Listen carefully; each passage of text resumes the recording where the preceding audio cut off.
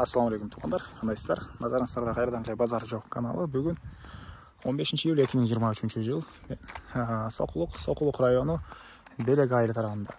Белектің дачасына сіздерге бүгін бір сатылушы үй көргөзмөкчүмүн. Биринчи болуп баруу жолун түшүндүрөйүн. Азыр мен турган жер ушул айыл центральный көчө. Жана Белек айылынын башталышында турам туғандар.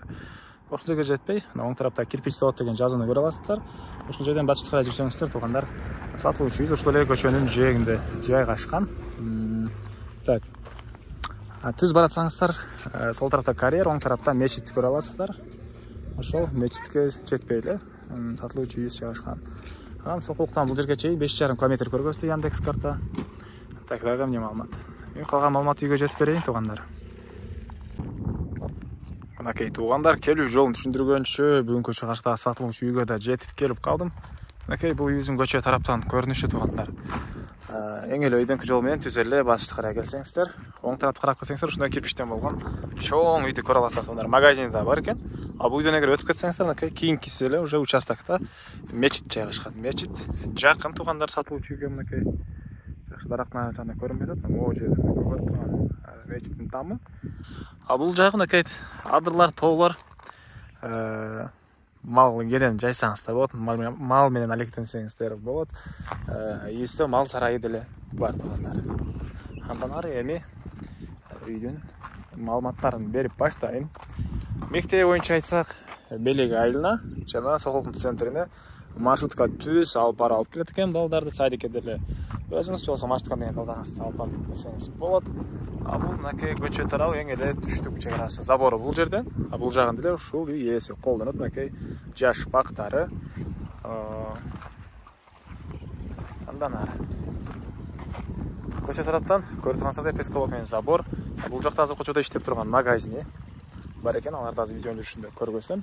Электр энергиясы бар туғандар, суу, таза суу дагы бар, үйдүн ички тарабынан чыгарылган. Жер сугарганга мондай суу деле бар экен. Бул тоодон түшөт туғандар. Булар тоодон түшөт. Негизинен ушул тоодон түшкөн суулар менен жер сугарсаңыздар, эмнегедир мөмө жемиштер даамдуураактай сезилет мен үчүн. Дагы өзүңүздөрдө комментарийге жазып кетиңиздер туғандар, ушул тема боюнча кааласаңыздар. Так, андан ары. Песколоктон болгон забор. Ээси бияктан дарбазага жай калтырган окшойт. Гараж кылам дегенби, чоң навес кылам дегенби. Бул жакта дагы мынакей дарбазасы. Андан кийин 20га жети болгон мал сарайы, склад. А бул жакта узун турасы 12ге 12 болгон чоң туғандар. Кирпичтен салынган үй, мансард үйүндө салынган. Прихожканы кошпогондо 12ге 12 экен. Андан башка хозпостройкалар башка бар. Ушундай шарттары кылынган туғандар. Септик жана башка. Анан эң эле түндүк чек арасын сиздерге көргөзөйүн да, анан үйдүн ички тарабына бир чекеден сиздерге көргөзөйүн. Тынч, абасы таза, сонун жеркен. Сокулуктун центринен деле алыс деле эмес туғандар, анча деле.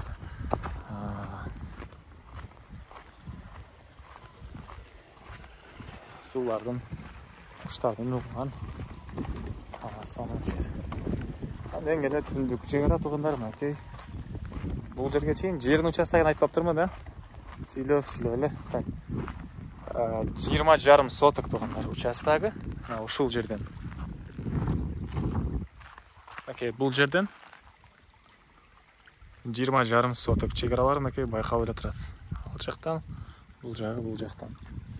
Бул жерден түндүк тарабын көргөзө кетейин сиздерге. Үйдүн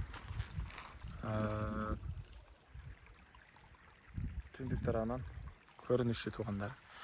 Алды тарабында көрүп турасыздар, көптөгөн эле жаш мөмөгө кирген бактар, черешня, алма, жана бул жагына беде себилиптир. Мынакей. Дагы эмне маалыматы туғандар? Ой, экинчи телефондон видео коюлуп кетти. Так.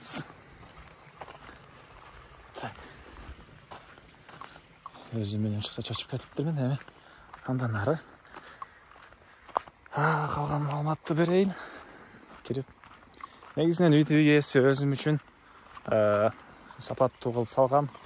Азыр кээ бир себептерден сатып аткан учур экен. Бул короосу жеринен 20,5 соток. жерінің аты 20,5 соток. Бұл жағада 12-ге 12 болған үйіміз, стенасы толық түрде кирпич, перехожкадан сыртқары. Бұл жерде баняға және осындай қоспасырық үшін расчетталынып салынған фундамент. Тәгерінті забор, бұл жақта магазин. Склад жана 20-ға 7 болған мал сарай, бақтар, су бұл жақтан үйдің тарапынан шығарылған, отопление, второе отопление, жүзім жана башка бактар, жер жемиштер туугандар мынакей.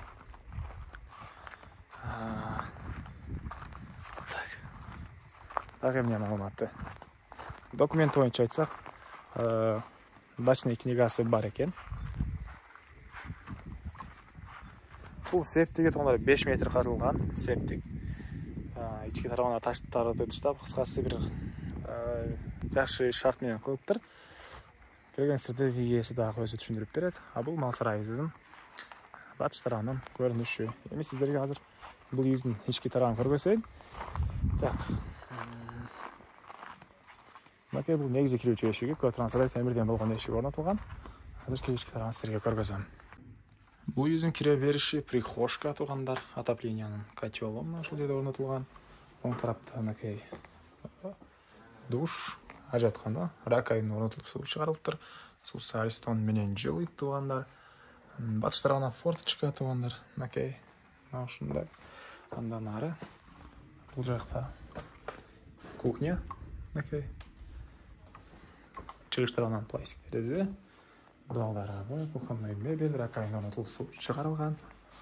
Жана андан ары бул жакта мансартка чыгып кеткен тепкичтер орнотулуптур. Түзөтсөк дагы бир бөлмө. Мынакей. Көрүп ремонт, түндүк тараптан терезе, отоплениянын материалдары.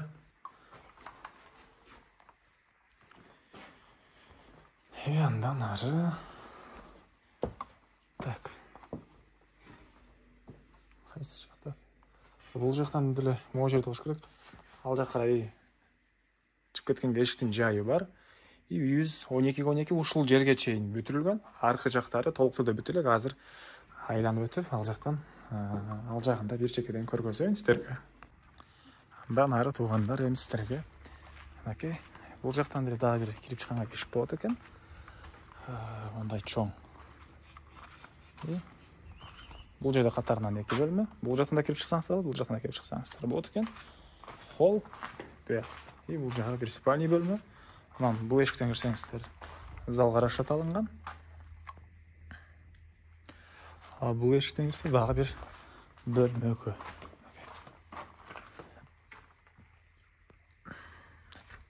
Андан ары бул жерде тепкич, мындай чоң стяжка. Бул жакта дагы бош жер. Калсаңыздар навес кылып, бул жакта дарбазанын орду калдырылыптыр. Бул жактан кирип чыксаңыздар эле болот Кудай.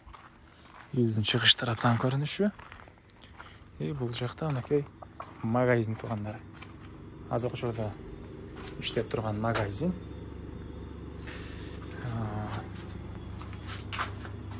Так. Бул жакта клиенттер келген эшиги.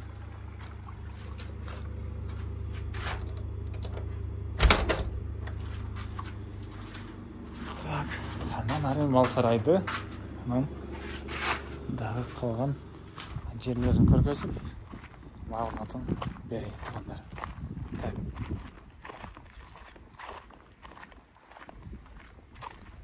Бул жакта склад.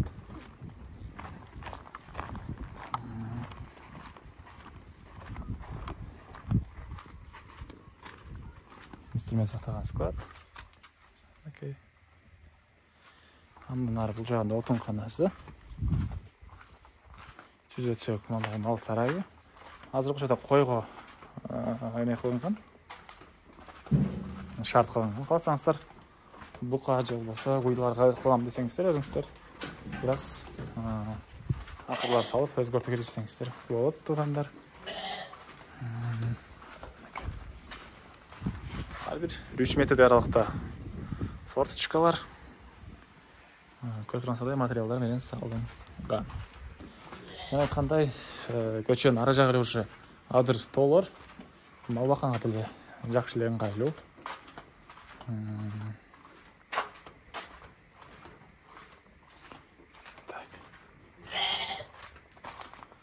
Андан ары жер жемиштер туугандар.